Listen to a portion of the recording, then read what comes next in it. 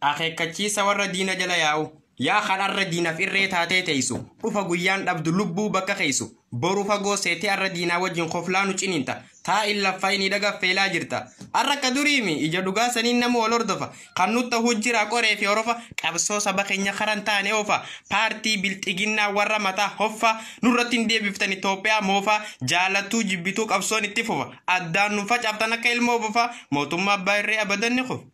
Dhugaa dubbachuudhaaf mootummaa nabiyyi fashaleeti jira guyyaa takka keessatti waa meeqa khasaara kunoo qabsoon teenya mataanne idaaraa mindaa waraanatu gana dhabuu jira durolii gaddeemee funaana sadaqaa karaan hundi cufa eessa baasaa dhaqaa biyyaan deemuun taatu dhaabbadhu gehenoo addunyaan si beeyte kalaayite maanoo nuti dursiifne taayiif kabajii humna malee utaalteef qabsiifte ajii harayyuun silaayine sirraa finne chaarjii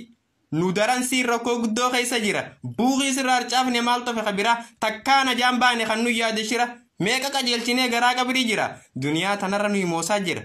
baara gumaan fiidee biyyan godhin khalaw aangoo karraa buutaa gurratti si calaw if duuban deebiftan qabsoo saba keenya fuulduratti deemna injifannoon teenya.